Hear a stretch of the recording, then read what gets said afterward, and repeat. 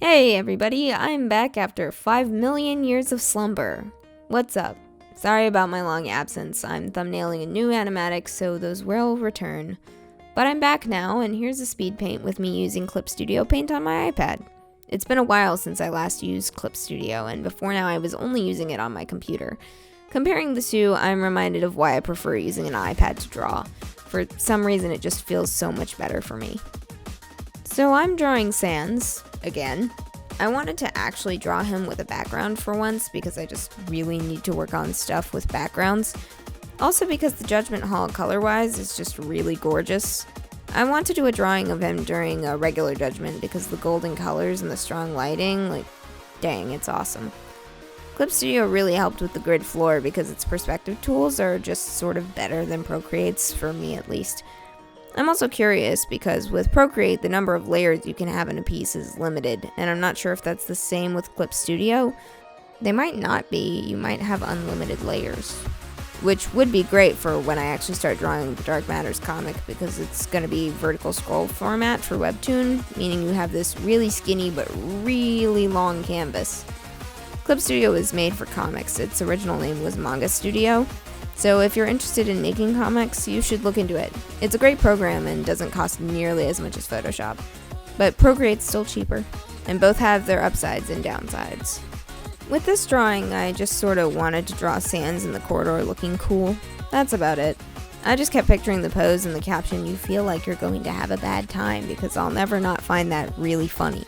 Obviously though, "You feel your sins crawling on your back" is my favorite. When I finished this drawing, I was kinda worried that the pose didn't look cool, but then a friend told me it did, so I'll take it. The two-finger thing he's doing was inspired by some art I saw on Pinterest of Sans and Underswap Papyrus fighting together. Look at this pose. It's so cool. I don't know this artist, but I love the way they draw the clothing just billowing like that. Teach me your ways.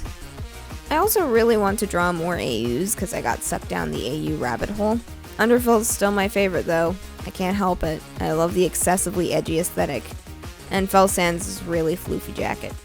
But I also actually have come to really like Horrortale, especially once I learned its actual story. When I first saw art of it, I thought it was kinda too edgy for me to take seriously, but when I learned that it comes after one of the neutral endings and all that stuff about the famine and whatever, I was like, oh, okay, I get it. That actually makes a lot of sense.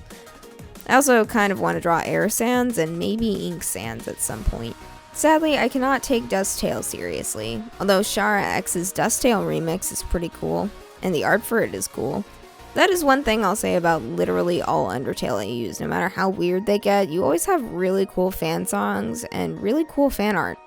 Speaking of all this stuff, actually, I want to highly recommend Super Eyepatch Wolf's video called What the Internet Did to Undertale. If you like listening to or watching really, really long video essays, then I super duper recommend it.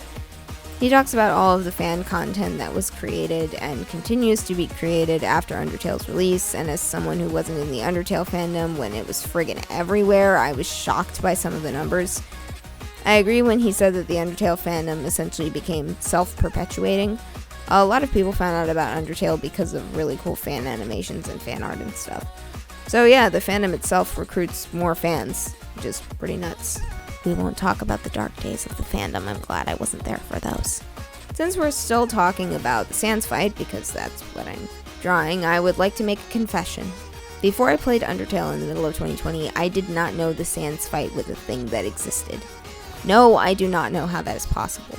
It was a meme everywhere. It is a meme everywhere. Lots of people make memes about how powerful Sans is. When the game came out, I saw tons of fan art with his glowing eye, but I was just like, I don't know, I guess that's just how his face looks. And then when I played through Pacifist Run, I was like, his eye isn't glowing. That is super weird. I thought his eye glowed. Oh well, guess that's just a fan art thing. And then I watched a playthrough of Genocide Run, and I was like, oh, that's where the glowing eye thing comes from. When I first started playing the game, I was talking to a classmate who was a huge fan of it when it came out, and I literally said, "Doesn't Sans fight you if you kill Papyrus or something?" And she was like, "I don't remember what happens with Sans." And then when I finally saw the fight, my first thought was, how did she forget this? And then my stupid self realized that she'd been lying to me to avoid spoiling me. Bless her, by the way, I wouldn't have been able to contain myself. I don't know how it happened, but I honestly consider myself lucky because I went into Undertale thinking Sans was funny skeleton man, which he is. But then when the game starts showing you weird stuff about him, I wasn't like, oh yeah, Sans can teleport and he's self-aware. I already knew that. It was pretty easy to see why people love Sans. He's spine chilling. Okay, I'm sorry. I know that was horrible.